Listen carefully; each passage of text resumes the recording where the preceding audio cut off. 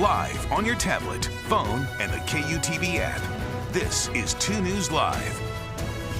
Thanks for joining us on 2 News Live. I'm Brian Schnee. Monday, July 3rd, going in depth tonight on the heat and the 4th of July. Also ramping up wildfire potential and a look at current fire restrictions. But before we get there, let's take a look at some breaking news that we're following on our roads tonight. We've learned that 2 people who were on a motorcycle died in a crash that happened around 4 o'clock on South Weber Drive. This camera from UDOT is relatively close to this area. Happened on South Weber Drive, which is just south of I-84 and north of Hill Air Force Base. The crash happened when the motorcycle couldn't navigate an eastbound curve. It hit a dump truck heading in the opposite direction. We're told the 2 motorcycle riders were pronounced dead at the scene. Right now, it's not clear if any speed or impairment were a factor in the crash. Important to note, this portion of South Weber Drive near the Canyon Meadows area, 475 east or so, is closed, so seek an alternate route. Heading to southern Utah right now, off in the distance, heavy police and first responder presence there at the intersection, SR9 Southern Parkway. We're in Hurricane right now with this camera. I know it's a little shaky, so we won't keep you here long. We know there's a crash involving at least 1 vehicle. We're working to get some more information here. We've got basically unconfirmed reports of some of that preliminary information, so we want to make sure we're accurate and we're correct when we give that to you here shortly. But not a good area to be driving in this portion of southern Utah right now in Hurricane. If you can avoid this general area, Southern Parkway, SR9, might make your evening a little bit easier on the road. A growing safety alert across the state during the long holiday weekend, but this hits home particularly hard after a 7-year-old was killed and is killed by a suspected drunk driver. 2 News first on the scene Friday night. Nearby where we just showed you there in Hurricane in Washington City is where this took place. Ace Ramirez in a car with his dad and half-sister Friday night when an SUV T-boned them. Police say the suspect, Tracy Sandoval, had a blood alcohol level nearly 3 times the legal limit here in Utah. Just an awful story. Amanda Gilbert live in St. George for us tonight. Amanda, what have you been working on today? I know that we've covered this story over the weekend, and it has really just tugged at the heartstrings of that community. Oh, it's just awful, Brian. We've spoken with Ace's mom, and today I also spoke with a friend and private investigator that's been helping out the family. And he says Ace's mom has spent pretty much most of today at the funeral home, figuring out how to bury her 7-year-old son. It's an awful story. And this private investigator, he basically was just saying, please be responsible today and tomorrow. He says, you know, this is one bad decision that can be catastrophic for others. Amanda, what did police say about this crash itself? What are they looking at when it comes to this incident? Because unfortunately, as we're talking about this, we're talking about a number of crashes on our roads just right now, and one of which just took 2 lives. Mm-hmm. Yeah, they're saying basically that they are upping patrol in this area, of course, with the holidays, especially after something like this happened. And they also said since Friday, they've seen multiple more DUI incidents in Washington County. So it's an example that this is a problem. So please just be careful. Back to you, Brian. Live for us in southern Utah tonight. Amanda, thank you very much. We sent out this breaking push alert to your phone on Friday after we learned that the driver was arrested in this crash. You can get breaking updates like this by simply downloading the 2 News mobile app. Happening now, people are camping out ahead of the state's biggest 4th of July parade tomorrow. It's happening in downtown Provo. It's always a sight to see. That's where we find Daniel Woodruff tonight. It's a hot day to be saving a spot for the parade, Daniel. Yeah, and I'm actually not in Provo anymore. We're driving back. We're in Lehigh, and it's not hot here. I'll tell you, it's raining, and our car says it's 65 degrees, so there's that for you. But we were in Provo today, and there was a lot of heat, a lot of sunshine.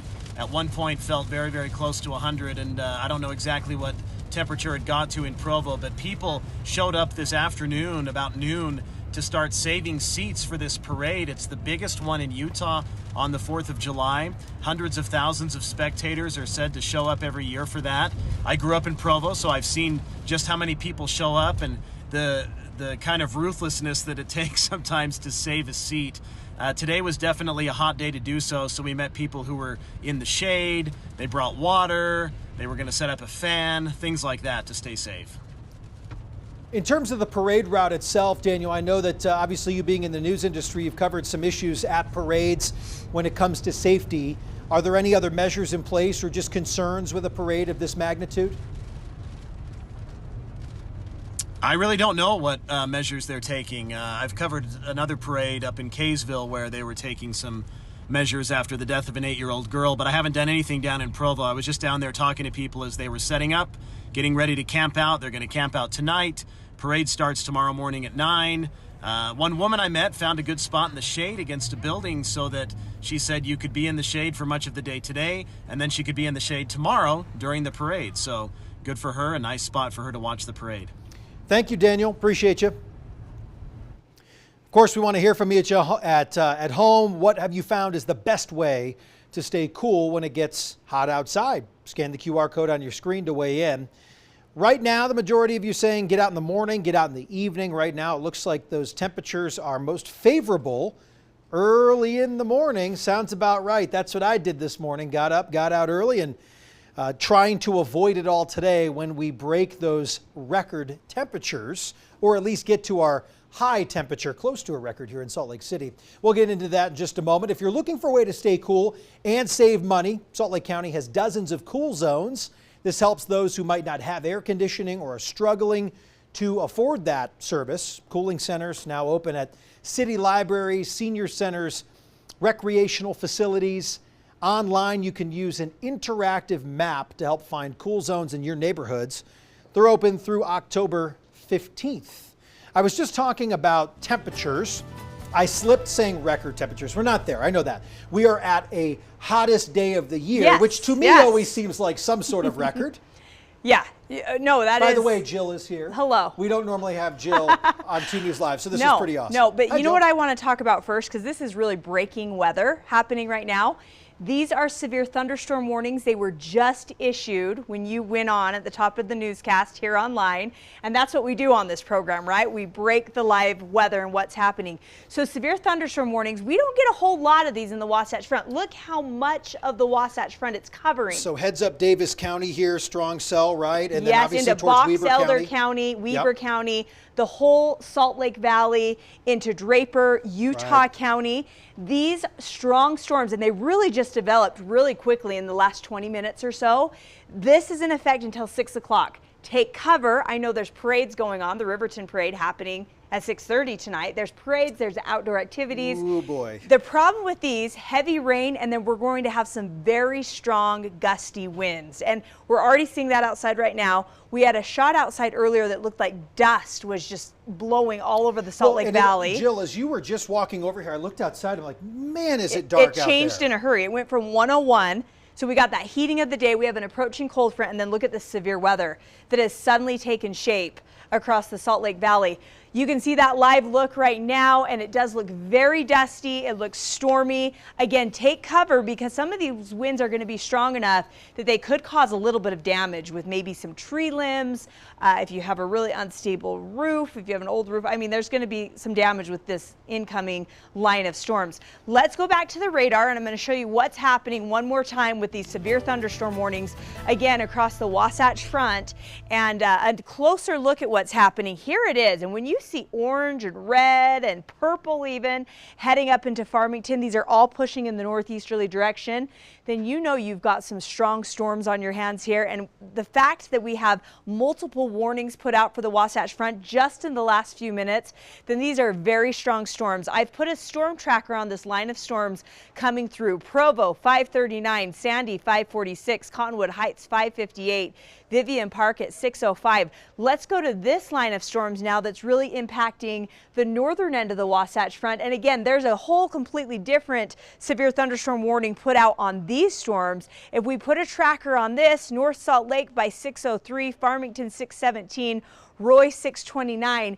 If these storms move a little quicker than what's anticipated here, you could get hit even a little sooner. So if you have things outside and you want to protect those things, maybe the patio umbrella is up, Get out there and get it down because we've got some strong storms coming. Plus tomorrow a risk for more severe storms, but this time in the northeast corner of Utah. Right now though, that breaking weather it's happening right here in the Wasatch Front. 101, hottest day of the year so far. We exceeded our normal high temperature by 10 degrees. To break a record, we would have had to have hit 103, but compared to last year, this year we are sitting pretty. We've only seen 7 days in the 90s, 1 day in triple digits, which was today.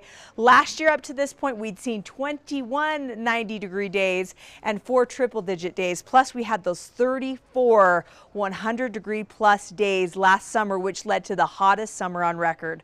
So we're doing okay. What we're tracking right now are those thunderstorms, but temperatures are still very hot. Now, those temperatures are going to go way down. As soon as that heavy rain hits, it's already hitting Logan, you're down to 77 after a very, very hot day. So those temperatures will start to fall quickly. Now heading into the 4th of July festivities, we've got those thunderstorms in the forecast, at least in the afternoon, maybe a few sprinkles in the morning. And I think the most likely place that we will see some of those thunderstorms is right along this cold front. So here's some of those strong storms moving through right now into tonight. We'll have another batch through 8 o'clock, 9 o'clock, maybe again around midnight. But let's take you into 4th of July as some of these storms will develop along this cold front from about northeast Utah and southwest Wyoming, cutting over into Utah County. But even areas north of Utah County could see a few thunderstorms for the 4th of July holiday, plus a cool down. St. George, it's going to be wind for the next 7 days. Those temperatures staying at 104 for the next couple of days, ending off at 105 by next week, and a lot of wind in between that. Salt Lake City, ooh, look at that cool down, 91 from today's 101. So that cool front is going to cool us 10 degrees. We're back to the mid-90s with no more thunderstorm chances come Wednesday and beyond. But really, the big story right now are those severe thunderstorms that are parked right here in the Wasatch Front. We're going to have more on that in the coming newscast. We might even break in. I'm going to go talk to my boss and see if we need to break in on normal programming on Channel 2. Well, we just had some rain come down here outside the studio right behind us right now. This is looking Look at the west. Raindrops. It looked, I mean, when you and I were looking at this about 5:27, just before we went on air, you right could here. see kind of this little cloudy plume over there, and then this all moved in so quick, and now we're getting these big fat raindrops right on our lens. Yes, it's very dusty out there right now. It's blowing in hard. We have severe wind gusts. So like I mentioned, if you have anything outside that you don't want to blow away, now's the time to get out there and try to do something about it. Thank you, Jill. Remember, you can always download our 2 News weather app to know about these changes as they happen in your neighborhood. You can get updated forecasts. You can get live radar right on your phone. The app is free to download. A grass fire sparking in Enoch late last night caused by fireworks. According to the Utah Division of Forestry Fire and State Lands, the fire burned a few acres. It burned out an RV and a few cars. The fire threatened homes and a pump house that supplies the city of Enoch with culinary water. No evacuations issued, and a homeowner admitted to using fireworks and thus was issued a citation. I'm told it was roughly about $1,000, if not more, depending on fire suppression costs. So with that in mind, there are fire restrictions in place right now, most of which are in the western portion of the state of Utah. How would people know if they're in an area that is restricted for certain activities? So as in Beaver, Iron, and Washington counties, it's all unincorporated state and private lands. So that's anything with outside of your municipalities in the county. As far as Washington County goes, the BLM implemented their stage 1 fire restrictions in BLM managed land, but only in Washington County. And then over in Kane County, it's the same unincorporated state and private lands to the Forest Service boundary. So yeah, it's very well marked going up Cedar Mountain. When you hit the Dixie National Forest, you're no longer in restrictions up there. What does stage 1 mean? Stage 1 means no, obviously the state of Utah is in a closed burning season, so we can't burn debris anyway. Stage 1 means nothing outside an approved fire pit. You can have your cooking fires within reasonable, reasonable size of fire, I guess, as long as you have your 5 feet cleared around your fire pit. It's used for cooking fires, no debris fires. Campfires you can have campfires as long as they're within an approved fire pit as well. The citation started about $1,000. And that's not to say the suppression cost or anything, but that's what the public is going to get cited at. And our officials are going to be citing this year. they've been pretty relaxed, but they will start citing if they're proposing harm to life or property. We want you guys to enjoy your 4th of July holiday, and we want you to enjoy your fireworks, but let's keep the wild out of fire this year. Do it how we're supposed to. Every city and county across the state of Utah has designated places you can light your fireworks safely. We talked to Chief Phillips with Cedar City Fire Department, and he urges the public, if you do choose to light your fireworks off, make sure you douse them in a bucket of water before just putting them in a garbage can.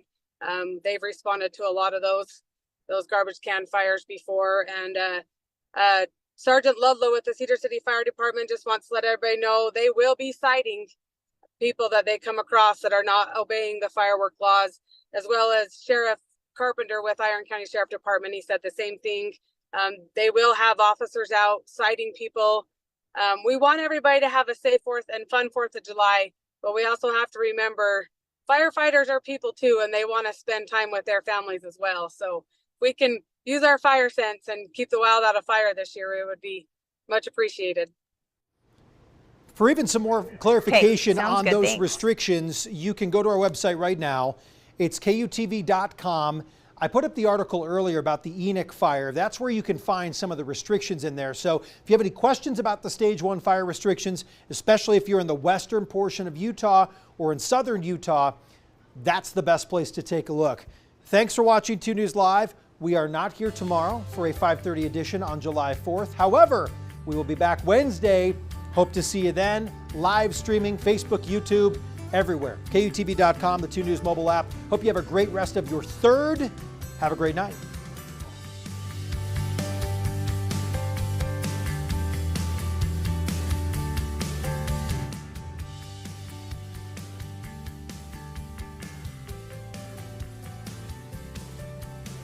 So we're going to cut in, Mike, on KUTV.